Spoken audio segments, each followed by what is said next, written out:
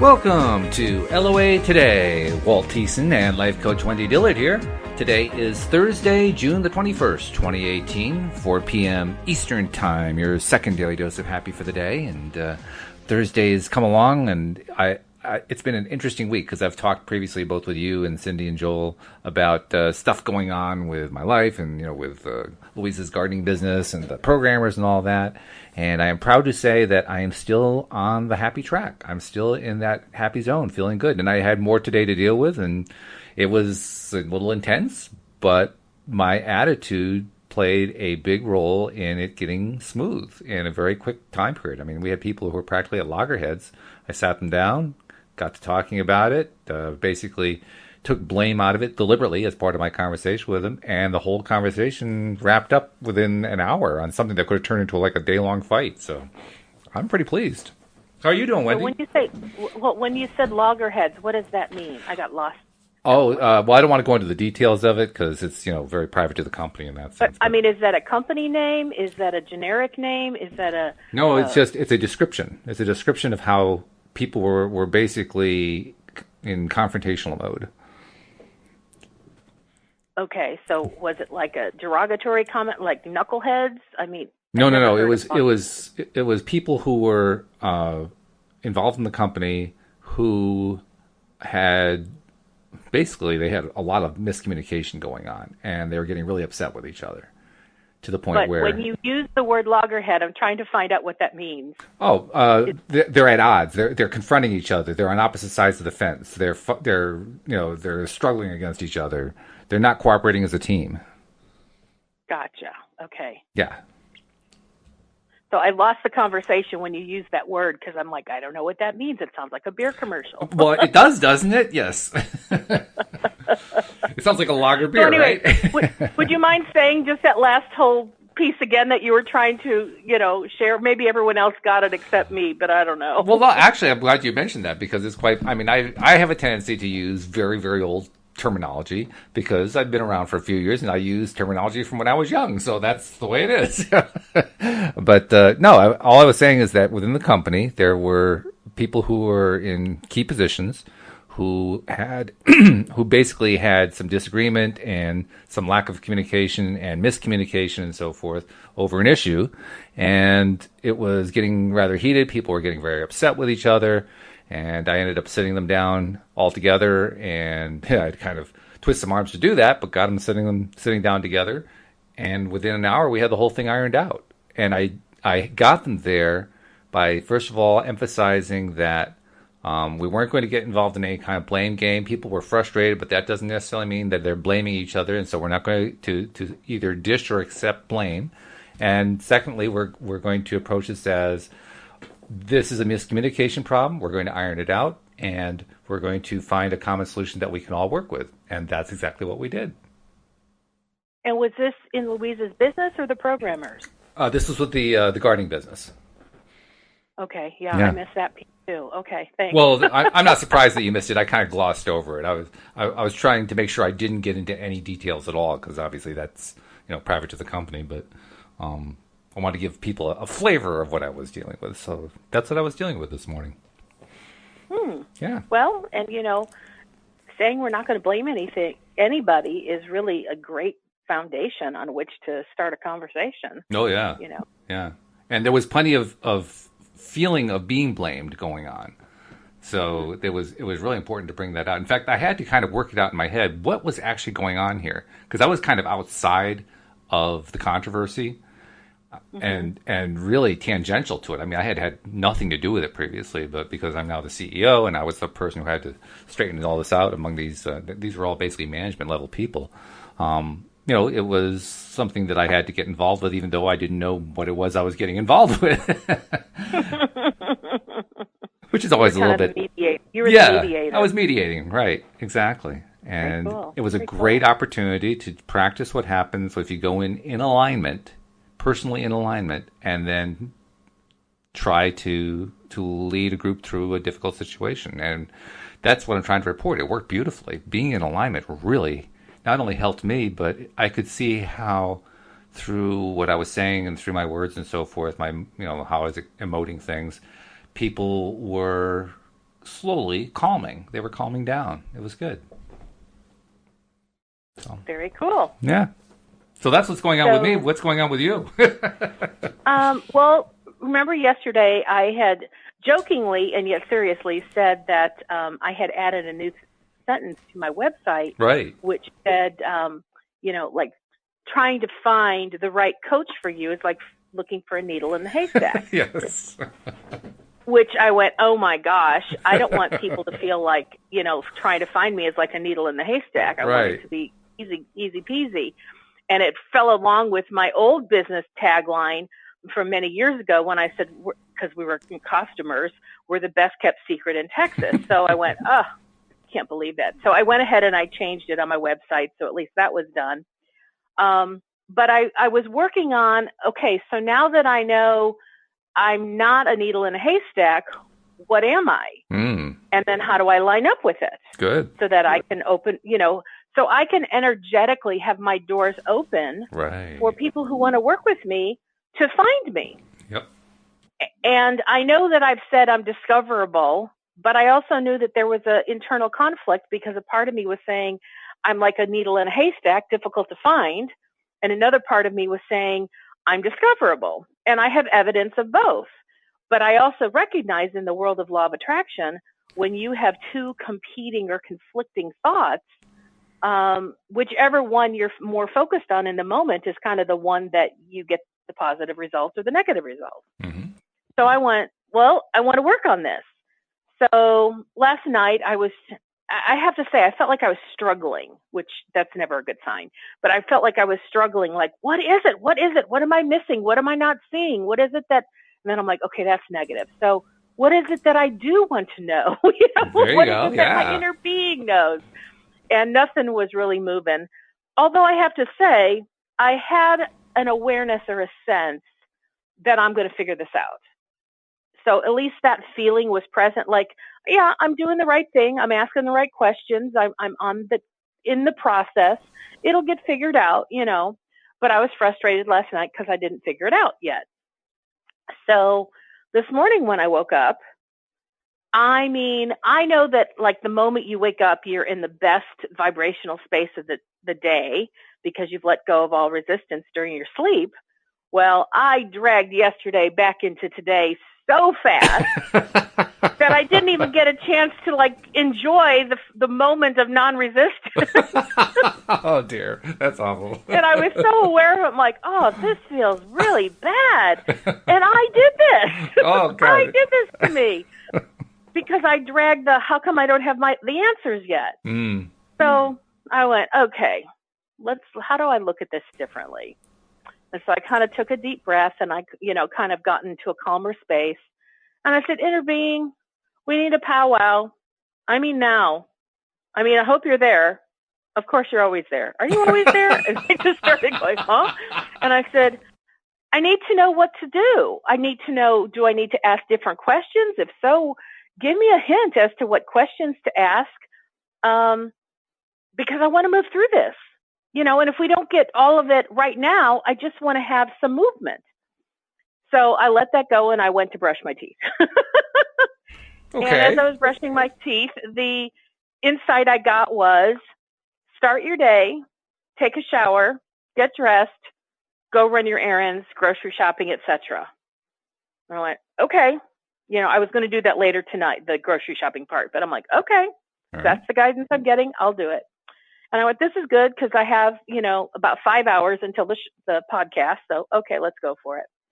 So as I was getting dressed, I was thinking about, actually, I had finished getting dressed and I was drinking my protein shake, and I was reading some emails on my cell phone.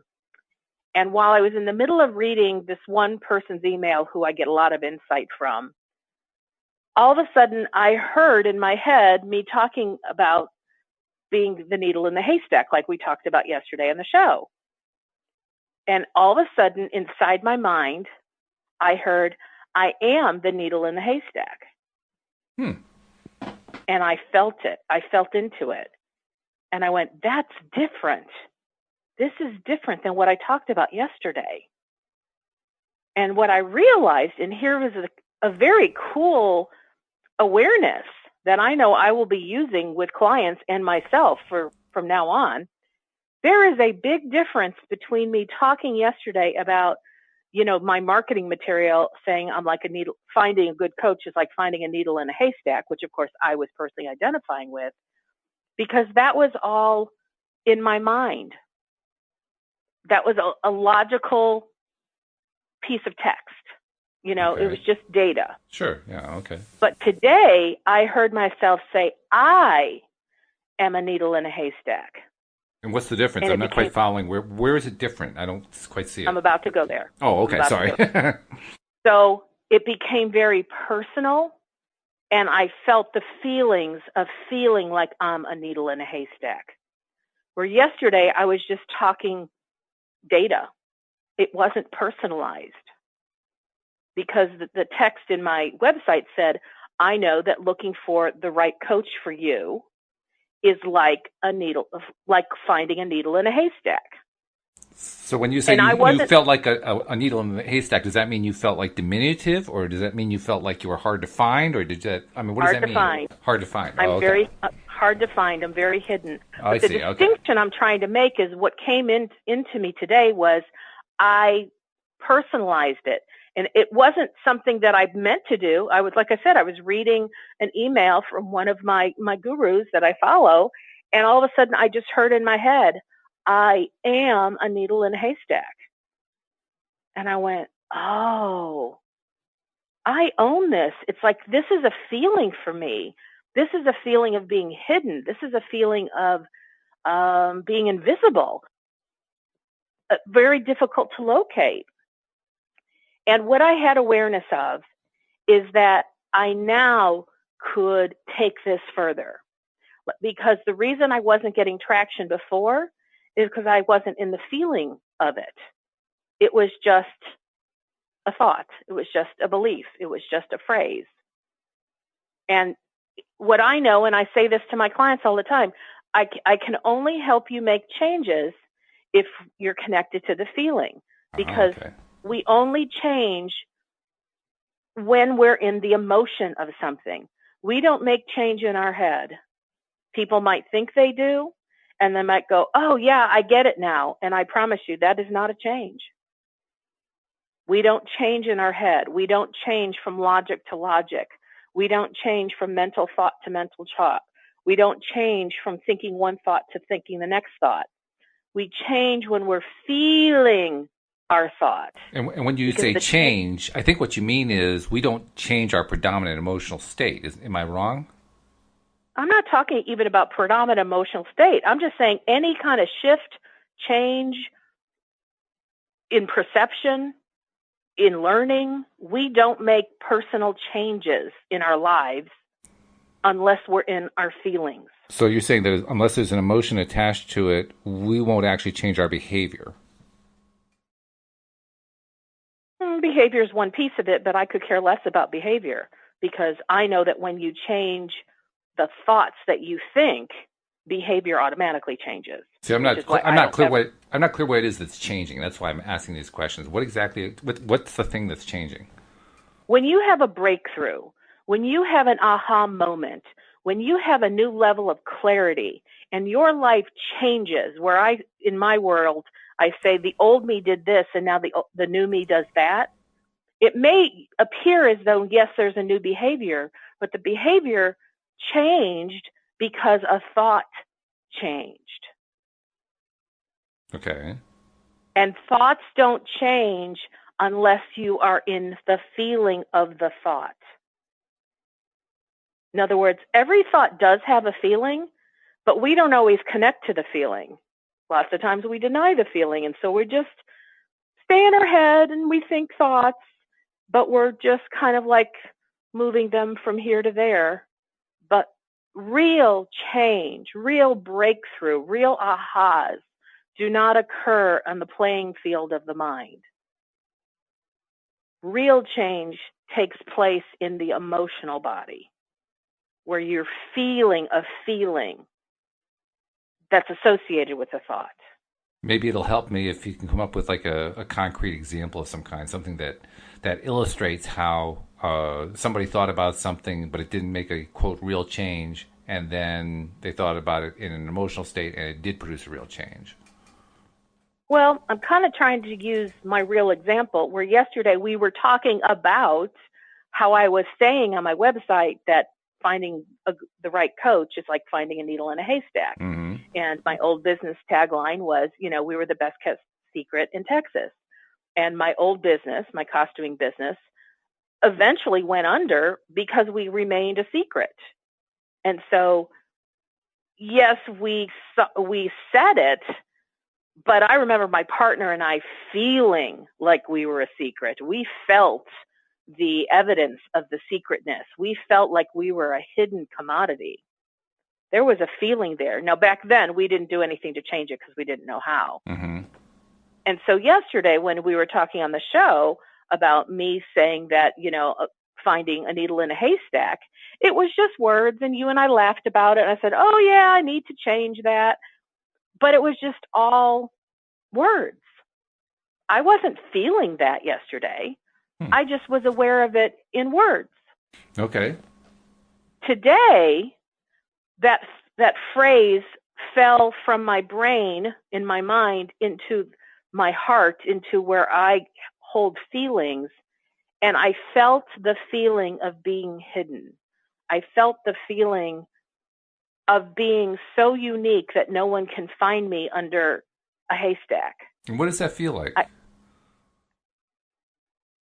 What does it feel like to feel hidden? What Isolated. Isolated. Oh, okay. It felt isolated, like lonely. Not alone like, ooh, sad and lonely, but it felt isolated and alone and kind of out on an island, not where people will find you. Kind of like, the ships aground on the shore of this uncharted desert isle with Gilligan. I mean, they were out on an island and no one could find them. This is true. Yes. So there was a feeling attached to that phrase for me today. And there was an awareness like, oh, that's what I was missing yesterday. I know this as a coach. You cannot change something you're not feeling. That's why people can go into talk therapy and they can talk all day long with their counselor or their therapist, and they just keep talking about their background, and they may even make some connections. But I promise you, unless the client at some point, whether in the therapist's office or outside of the therapist's office, makes the connection and feels the connection of, oh, this is why I'm doing this stupid stuff, or this is why I'm still in emotional pain. Unless you're feeling it, you don't change. Change occurs when you're in the feeling of it. Now that you've talked about it for a bit, I think I understand what you're saying, and I'm realizing I would not have said it the same way. I would not have described it as how I felt, but I get that now. The way I would have described it is the first time around, it didn't really feel real. The second time around, it felt real. Okay, I guess I wouldn't think in terms of feeling real or not feeling real. Okay, so there's the difference. I now would say, more technically, I would say associated versus disassociated. Okay, all right, I get it. So yesterday, it's kind of like if you think about a photograph of yourself as a child. Like, okay, so I'm thinking of a picture of me. I was at the zoo and I was like petting an animal. Mm-hmm. And I have it on my desk right now. I mean, this is true. I really have this picture. Okay. So if I am remembering how I sit at my desk and look at this picture of me at the zoo, I'm disassociated from the 12-year-old who was at the zoo because it's me, the grown adult, who's looking at the picture. Mm-hmm. But if I want to be associated, I will remember what it felt like to be 12 years old, putting my hand out at the petting zoo and having the animal touch my hand. Right, I get it now. Okay. Where I'm looking through my own eyes as I see the animal, eating out of the palm of my hand. That's Mm-hmm. being fully associated into that experience. And I felt what it felt like to have the animal's cold nose on my palm. Mm-hmm. That's being associated. That's being present. That's being That's feeling. I was feeling that experience. Okay. Versus when I just think about that picture and it makes me happy to think about the picture, but I'm disassociated from the actual experience. It's interesting how we think about things differently as human beings. I mean, for me, we've already talked about how for you it's about the associated feeling, and for me it's just, well, it just feels real, whereas the other feels abstract. It doesn't feel like a real thing at all. And I'm trying to describe the same thing you are. You're describing it in perhaps more technically accurate terminology, but because of the different words we use, in a sense, we think about it differently, which is kind of interesting. Well, but when you said, like thinking of it abstractly, yesterday when we were talking about it, I didn't have that awareness that it was an abstract thought. Oh, okay. It felt real to me. It felt like, yeah, I was talking about something I know that's real, which is if you talk about being, a needle in the haystack, well, that's pretty hidden, and that's not giving law of attraction, the signals that I want. Mm-hmm. And it felt like I was very present in the conversation, which is why I would not label it as it didn't feel real or it was abstract. I see. Because it felt very real when you and I were talking. The conversation. But today I got the distinction of how that realness of yesterday was something I was playing on the mental plane. Mm-hmm. Mm-hmm. I wasn't in the feeling of it. Got it. Today I got into the feeling of it. And I know that later on after the show, and I start working on this, as long as I stay in the feeling and then ask questions from the place of feeling it, I know I'll start to get traction, and I'll find what it is that I'm missing, and I'll find what it is that will help to obliterate the feeling that I have of being hidden and invisible. How do you go about doing that? I mean, I understand what your goal is, but how do you get there? I'll ask it questions. Oh, okay. I'll think, just kind of sit with it, and like some of the stuff I already started to play with is, I said, okay, well, is there something that I am avoiding by staying hidden? Is there a positive benefit in staying hidden? That will be one question. Another one is, well, do I have any examples in my life of somebody who, have so much business that it continues to come in, and like people find them all the time. And so far, when I've asked that question, the answer has been no. I don't have a model of that. I don't know anybody who has that. So then I started asking my inner being, okay, well, if I don't have a personal model, then what? And then I was listening to an Abraham CD, and I heard them talking about, how the moment we desire something, our inner being totally embodies it, and they become the vibration of that which we desire. And if we don't know how to pivot towards it, we may still be stuck on what we don't want. And so I said, okay, inner being, well, this is kind of an interesting new query for me. If you already have this vibration going that I'm aiming for, how can you impart that to me? Ooh. How can that become mine? Is there a pipeline that you send it through the ethers and all of a sudden it's mine? I don't know. I mean, that's just kind of something I'm exploring. It's interesting. I mean, it's kind of like mail order feeling. Like, okay, I want to order one of those feelings. Send it over here.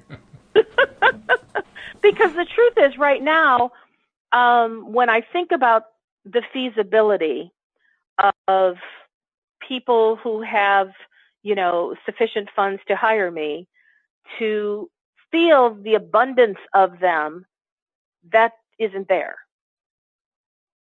I feel like a trickle effect of people who have the funds that can hire me. That's what it feels like, and that's what my experience has been. And so I'm like, but I know there's plenty of people that work in the luxury market, that they stay in business. Like if I think about on Rodeo Drive in California, there are stores where they charge thousands of dollars for a handbag, and people don't think twice about buying it, and Sure. they stay in business. Oh, yeah. And my brain is like, how does that happen? How does that happen? Because, unless I decide that I want to really splurge and buy something, expensive, I normally buy my stuff at like TJ Maxx or Ross for Less, or, only because it's an outlet store that has a ton of different options. It reminds me of a conversation that I had with Joel today during the podcast this morning, because we touched on a very, very similar topic to this, and I mentioned that you and I had been talking about this over the last couple of days, really, and that it had been kind of an ongoing theme. And he told me a really interesting story to kind of further the idea about how value is different for different people, and how meaningful it can be to charge somebody a good amount of money, and yet they feel like they're getting so much value out of it. The example was this. He had a client who, he does a lot of things for his clients. He doesn't just counsel them. Like if they're struggling with something. He had one kid who he was working with who was convinced he couldn't get a job. So Joel literally walked him through the process of getting a job. He took him to like 3 job interviews that he lined up for him. Yeah, he does stuff like that. He had his other client who had a big debt that the client was basically struggling under. I guess it was $35,000, something like that. And so Joel basically got on the phone with him and the credit card company and negotiated it down to $6,000. And I thought, well, that's pretty cool. Yeah, isn't that great? And after he was charging the client pretty good money for this, And after he was done, the client was really enthusiastic and wanted to continue doing work with him. And as he paid him for that particular session, he says, "I think I'm taking advantage of you." This doesn't seem fair.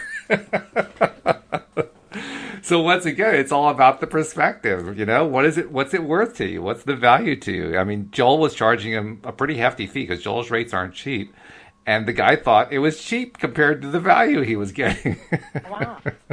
Well, and here's the, me and my little stickies. So as I was working through some of this stuff this morning, I felt, go write this down. And it says, I'm continually attracting paying clients that highly value my level of expertise and can easily afford to hire me. Nice. Very good. Yeah. Now, I know, and I've had variations of that affirmation at various times in my life.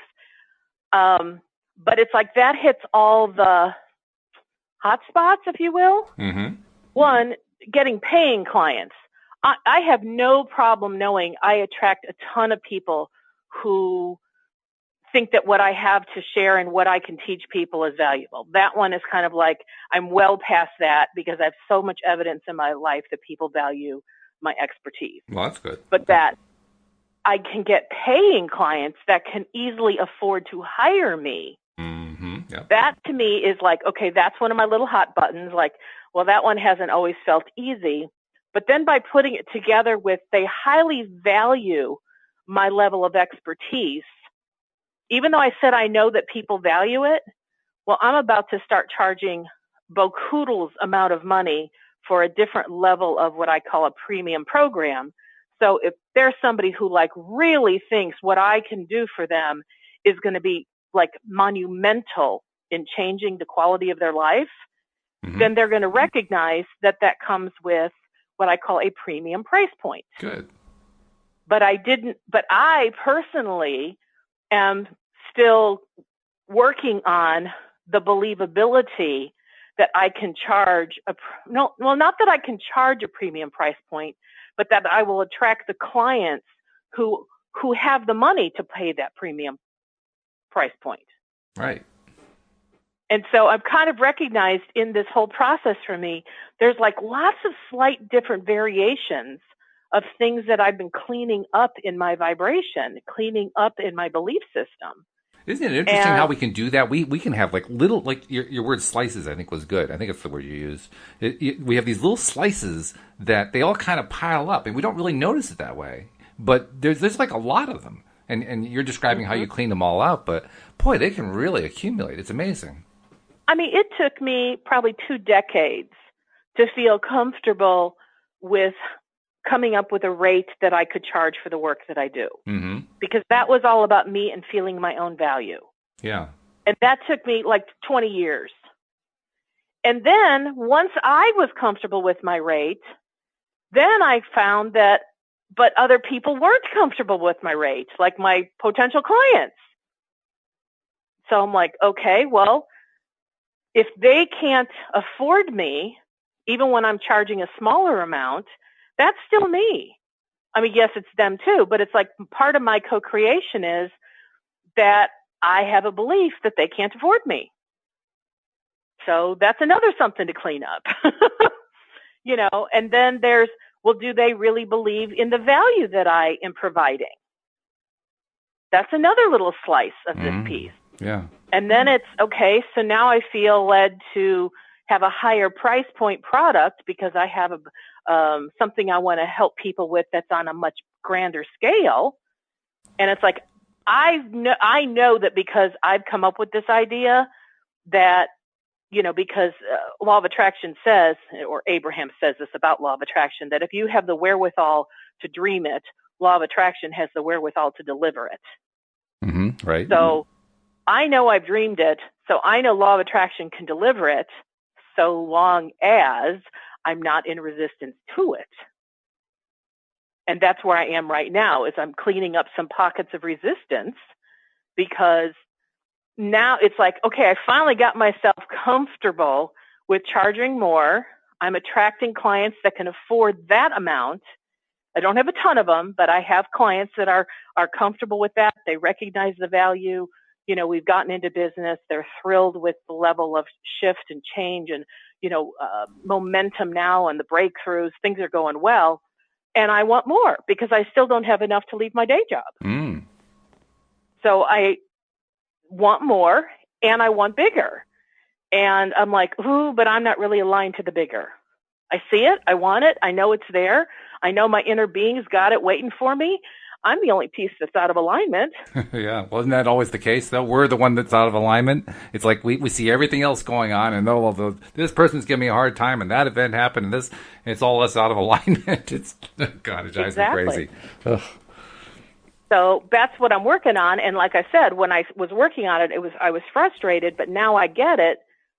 I wasn't working on it from the feeling. I was working on it in my head. And I can't find what I'm looking for in my head. I'm only going to connect with it in my feelings. That makes sense. Now, another therapist, counselor, coach may see that differently, but for me, this has been my 100% success. When I get into my feelings, I will always get what I'm looking for. When I help my clients get into their feelings, I will always help them get to what they're looking for. Can you make a change from your head? I would say small. You'll have a new idea, but it may, and you may be able to sustain even different behaviors through willpower or through manual thinking it through.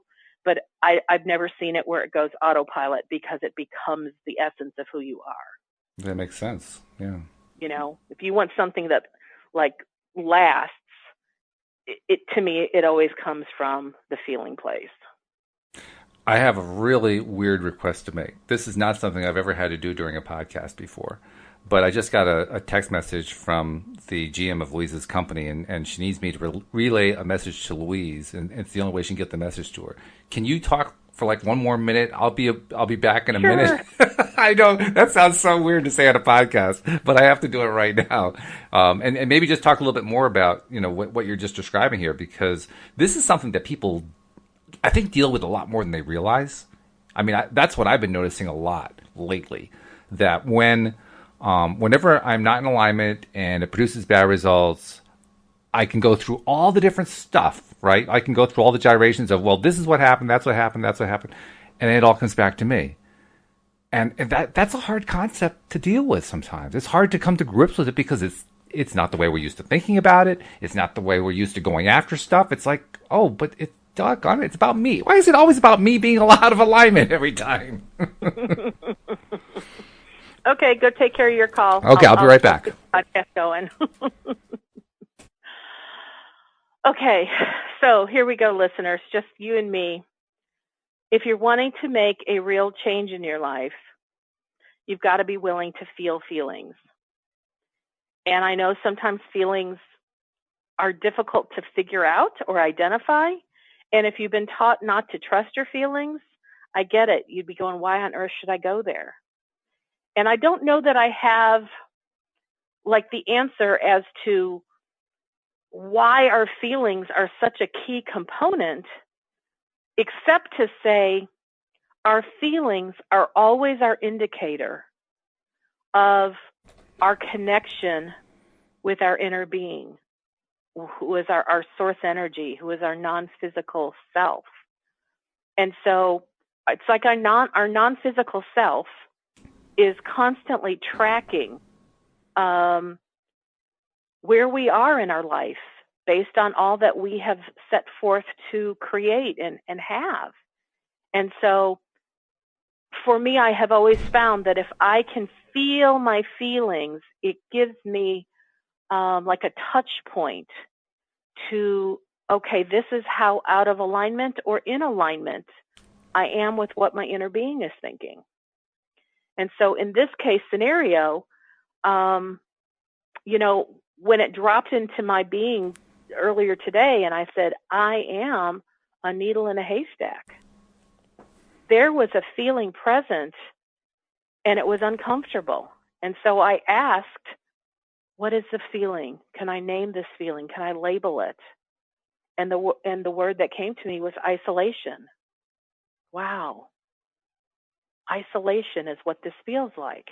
So if I'm talking about being a needle in a haystack, or that finding the right coach is like finding a needle in a haystack, I'm really talking about me isolating myself from the pack, from, you know, all the clients that I know are desirous of working with me, and I've isolated myself from them. I've disconnected myself.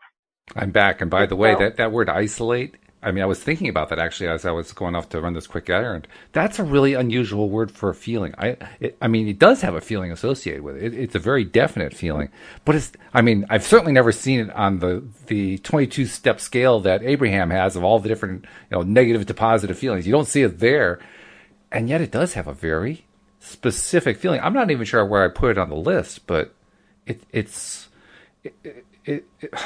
I don't know how to describe it, but you're right. It has its own feeling. I mean, it's not as bad as revenge or anger. No. But it's, it's not as good as contentment. No, not even close. So it's somewhere between, I'd say it's somewhere between frustration and contentment. Okay. Where exactly that falls, I don't know. Hey, I'll buy that. That's a good argument. I'll take it. But what I do have awareness of is because I feel isolated, I know what's attached to that is my clients who are looking for me can't find me because I've hidden myself, and I'm not quite sure why. Well, actually, I will. I'll say this because I started working on this earlier. I was asking myself, why would I isolate myself? Why would I hide? And what came to me was, because I want to protect others from being disappointed. And I went, ooh, what would they be disappointed in? Well, they may set expectations for what they think a coaching session or sessions would be, and then they don't get what they think they wanted. Now, I can honestly tell you, to the best of my ability, I've not had that experience with my clients, but that is about me. Because I have purchased so many programs, products, and coaching services in the past, and I've been highly disappointed by most of them because the hype that they provided when they were trying to sell me on their program was so hypey, and it got me so excited and feeling like, oh my gosh, if they can deliver all this, this is going to take care of so many of the problems that I've been having. That, whoa, yeah, I'm in. And am I willing to pay this huge amount of money? Well, you know what? If it can deliver what they're saying, sure, yes, you bet. And I thought about it, and I won't give the who, and it wasn't even in personal development. It was in another type of industry. But I think I paid something like, I don't know, maybe it might have been $8,000. Wow. And they promised all sorts of stuff. And, part of it was that I would have 30 minutes, 10 sessions, 30 minutes each one. and they would pretty much hand walk me through everything I need to learn. They'll help me, they'll guide me, etc. And then there was all this coursework, and so I'm like, little Miss A student, so knocking off the coursework with like easy peasy. But the coursework, I went, this is so elementary. I knew everything in the course. The coursework took me probably 40 hours to complete. And already when I was done with that, I was highly disappointed because I'm like, there's nothing new in this. It was all about business. And I'm like, I knew all this stuff. And I was also very aware of how some of it was already outdated. So I'm like, okay, well, this was crap. Well, hopefully the personal one-on-one time that I spend with the coach of this business program, will be worth the whole $8,000 and we'll be good to go. And we started working together. I had 2 sessions, and I felt like this person was so not connecting with me that I called the company and I said, can I get another coach and start all over? Wow. Because I'm not going to get anything out of this man, because all he wants to do is tell me what his credentials are and what he's done in his experience. Really? But he hasn't listened to me. Yeah, but he hadn't listened to me at all. Oh, good grief. And so I'm like, next. And so they were very gracious, and they said, no problem. We'll start the 10-session clock all over. We'll get you someone new. So I started with this new person. And the first session, I felt like, oh, we're going pretty good. Second session, I did all the homework that she had given me on the first session. But now we were getting into some tougher stuff. And by the third session, I said, I haven't finished the homework. And it's not that I didn't try. But I said, I have, and now I'm going to use my words of law of attraction that I didn't use with her. Okay. But I had so much resistance and so much difficulty in trying to do something she was telling me to do, because it had to do with cold calling. And it's not that I cannot make a cold call, but under these circumstances, it felt like it might kill me. I mean, emotionally, I felt like it could kill me. Oh, I understand that one. Oh, boy. I can tell you stories. So inauthentic. I felt like the way I was being trained to do this was a bunch of hype. And it's like, oh my God, I know how to build rapport. And this is like anti-rapport building. Yeah. What I was being taught. And so I realized what I needed, and I even said it to her. I said, I need you to be like a therapist with me. Help me get through this blockage, because if I can get through the emotional piece, then I can do the stuff. Like doing the stuff is like, for this new industry, that's the easy piece, but it's the emotional stuff that's keeping me. And she couldn't do that because that's not what her training was. Right. She could only do business strategy. And I said, okay, so is there another coach on your team that kind of can help me with this piece? And she said, well, that's really not what this program is about.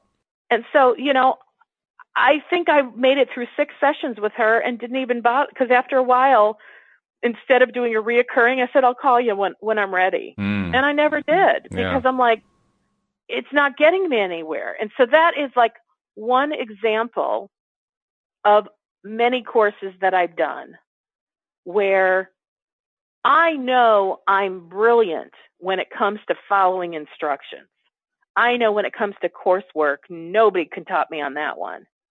But I also know that what's keeping anybody from being able to follow through in a program is the emotional stuff. And that's why I am a life coach, because I know that the work that I do with people is the bedrock of everything that's keeping them from making the progress that they want in any and every area of their life.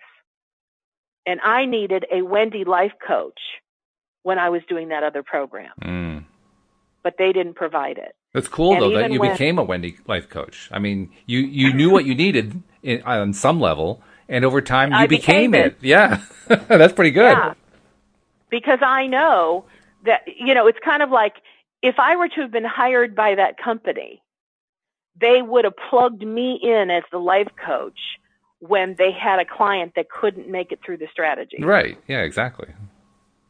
Which was probably a lot of them. I'm sorry, it's probably what? It's probably a lot of them. Probably the majority, I would guess. I don't know what that means. I'm thinking that the majority of people who went through that program ran into a similar block to the one that you did. Oh, I would totally agree. Yeah. And the thing that feels disappointing to me is that company can continue to charge this huge amount of money, and the value that I place on it is so small. But the value they place on it is huge.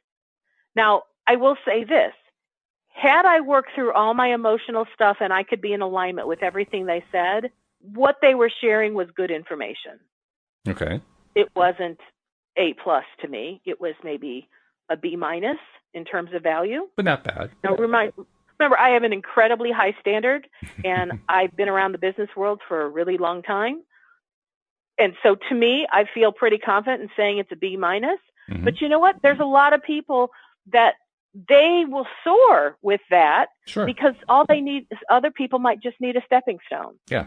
You know, and they'll take it from there. But in terms of the actual stuff that was being provided, it was average at best.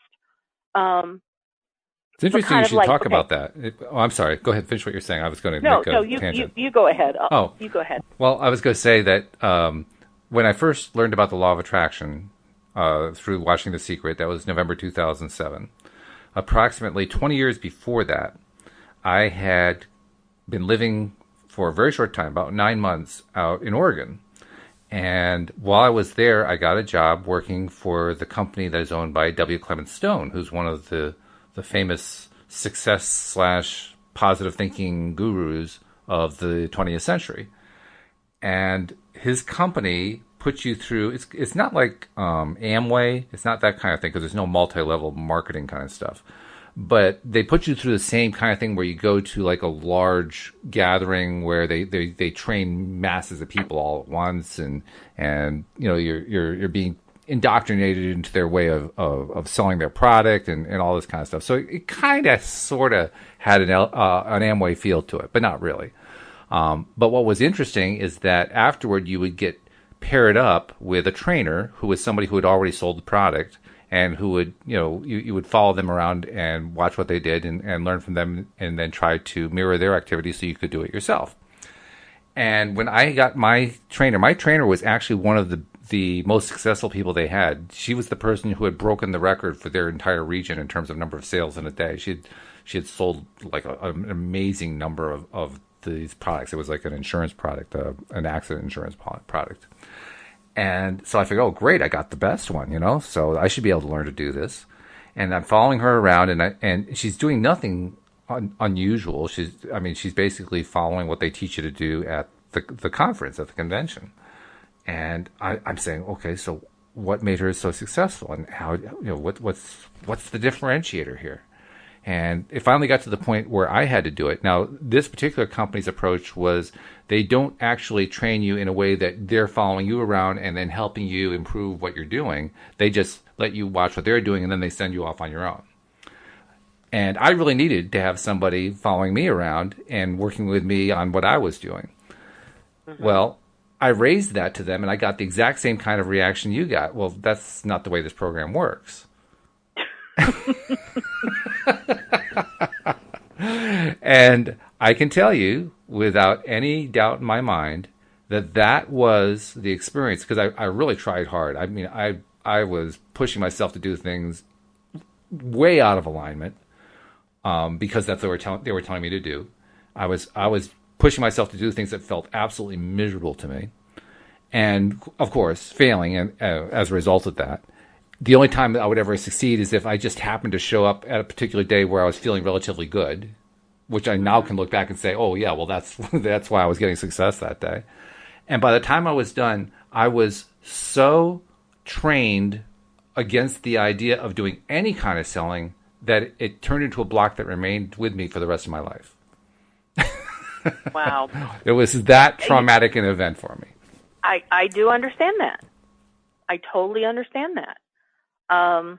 Because you're right. What you knew what you needed. You're like, no, someone follow me around, watch what I'm doing. So when I'm doing the thing that's not effective, you can point it out while I'm in it, and you can help shift it and say, oh, here's what you want to do instead.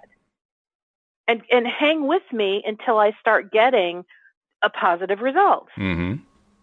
You know, and to me, that's honestly, that's the type of coaching that I now want to provide in my premier program, where I'm literally with somebody in their life, whether they're at a business meeting, whether they're conversating with their children, their husband, a friend, you know, someone at the supermarket, wherever there's something where they're in an interaction where they feel like this is where their life goes amok. Mm-hmm. I want to be there to be a witness and to be able to, you know, implement new strategies in the moment, because that is the most effective way to make change. I have to say, it's not something I really want to do myself, but that sounds like it would be a fun job to have, to be the person following them around and helping them with that. That I can see where that would be intriguing. That, to me, like, but, you know, this might sound something. It doesn't matter if I like the idea or not, but of course I do. Of course you do. I know that's how I can help somebody affect the greatest change in their life. And that's what I want to help somebody do. Now, granted, you never know when that moment is going to happen, so it's kind of going to be a costly program because I kind of have to hang with them a lot. Yeah, right. Exactly. But in the meantime, you know, hey, we're going to go out to lunch and we're going to talk law of attraction, and I'm going to teach principles so that when it's time for those principles to be utilized, they already know them. You know. But anyway, kind of back to where I was before, I recognize, you know, even as I'm talking, I have such a level of disappointment in other people's programs where I've spent a lot of money. And now what I'm getting is, now I'm wanting to charge a client a lot of money. And so that's why this is coming up for me, because when I spent a lot of money, I was incredibly disappointed. Yeah. And because of the woman of integrity that I am, I would never want to disappoint someone else and feel like they just wasted a whole bunch of money. On the contrary, I want them to feel like even if they paid me $20,000, they say, "Oh my God, I took advantage of you. I should have paid you 10 times that." Yeah. You know, so obviously, as I'm talking, what I'm realizing is this disappointment is kind of like, it's not real. Let me say it that way. It's like, this is a projection of what I am putting onto future work, and it's causing me to stay hidden so that I don't do this kind of painful thing to anybody. That's a great insight to have gotten that. But as I just said all this out loud, that isn't who I am. I would never just go, "Oh, I'm sorry. That's just not part of the program." Yeah, I can't imagine you saying that at all. No, I'd be more like Joel, like, "Okay, you're having a hard time talking to a banker. Let's go to a bank and I'll go with you. Yeah. And I'll do some of the talking if necessary." I can see that. I can talk to a banker. I can negotiate. I can imagine that. I mean, I actually would not want to give the banker good odds on that one. You know, or whatever the circumstance is, it's like, I'm up for whatever happens in someone's life. I could never see myself saying, "I'm sorry, we don't have anybody that's trained to do that." Because, you know, if I don't know how to do something, I'd say, "You know what? Let me go find somebody for you. You're paying me a lot of money. Yeah. Let me be the concierge service. I will go and I will find the perfect person to teach you this thing that I do not know how to teach you. But I'll find somebody for you, because I never stop. I never say, sorry, it's not part of my resume. I'll add it to my resume." Wow. This has been a great podcast for me, because I just had this incredible breakthrough. And so you were asking, how do you do it? You start with the feeling. Yeah. And this whole time I've been very deep in my feelings. So I was not discussing this from my head. There might have been things I talked about that, because I'm using language skills, you think I'm talking about from my head and from my memory. But as I'm remembering, I was in the feeling of what I experienced. So I was able. Oh, no, go ahead. So I was able to get real traction because I stayed connected to my feelings. And then one feeling led to another memory, but that memory, I accessed the memory through my feelings. And I just kind of kept following the trail from feeling to feeling to feeling. And now I'm like, well, gosh, that kind of makes sense, because who I am would never want to do to another person what I feel was the wrongness that was done to me, or the oversight that was done to me in the name of that wasn't part of their business model. I want my business model to be so incredibly expansive that when someone pays me a really big amount of money, I'll give them everything that's within me, everything. And what I don't know, I'll go find out on their behalf. I was just remembering that when I was working for that company out in Oregon, and I was going through all that craziness, and I was suffering. I mean, I was doing that for a good 7 or 8 months, so most of the time that I was living out there. And by the end of it, there was a guy who was on my manager's team. The manager was the one who had recruited me and others, and I was one of the last ones left, actually. Most of the others had been, either quit or had been let go or whatever. But there was this one guy who was on his team who never participated in anything. And I never saw what he did, and I didn't understand what he did. But I found out one day, his job was to fire you. Because the manager didn't want to have to deal with it. Oh my gosh. That was his job. And so I had the meeting with him, and he fired me. And when he fired me, he said, this clearly is not work that you would be good at. And of course, in my very vulnerable state, I took that in. There was a very strong feeling associated with that. And I'm realizing that as you're talking, that's a feeling I've carried to this day. It's not like I feel it right now. It's not like it's haunting me or something like that. But it was like I was told that the reason that I wasn't picking it up was because of my inadequacy. And I internalized it in some degree. And here I am a coach, and I can't help myself, but I have to say this to you, which you probably already know. Walt, you didn't fail. No. They failed you. Absolutely, completely. They totally failed. They had this training program, and their training program didn't help you get beyond and through the areas that were uncomfortable for you. And when you asked for what you needed, they said no. Exactly. Oh my gosh, that is just amazing. They failed you. Yeah. But there is a plus side to it. And the plus side is that rather painful experience became a springboard. And I didn't realize that at the time, but it did. It became a springboard for me to learn how sales and marketing works. So even though I've never really gotten past that in terms of being a salesman myself, I have learned how the whole thing works. And I have learned why marketing works, why sales work, why certain approaches work and why other approaches don't work. I've come to understand that. And my motivation was that experience. So even though it was an unpleasant experience, it became a springboard to learning all this cool stuff. Which that's what we know from law of attraction. Right. There's no waste in this universe. Exactly. Everything we go through has a positive benefit if we choose to look for it. Yeah. It's true. Wow. That's really amazing. Well, once again, we've had another fascinating conversation that we did not predict where this one was going at all. It was just another tangent, but boy, it covered some very cool ground. And boy, you really had some amazing self-discovery that went on, so that's fantastic. I love self-discovery, and I love that phrase too. And yes, I did have some really awesome self-discovery. And now I'm going to take what I've gained through this call, and I'm just going to continue to milk it until I absolutely feel a sense of, got it. That feeling of lack, of being the needle in the haystack, when that feeling cannot even be found within me, that is the point at which I know that I've gotten to the other side. And just in case one of those potential clients is listening in, wendydillard.com. That's how you reach her, wendydillard.com. That's it. And I'm easy to find. Absolutely. You're easy to find. Wendy, it's been great. Let's do it again tomorrow. You got it. And we will invite you back as well here on LOA Today. Goodbye, everybody. Bye-bye for now.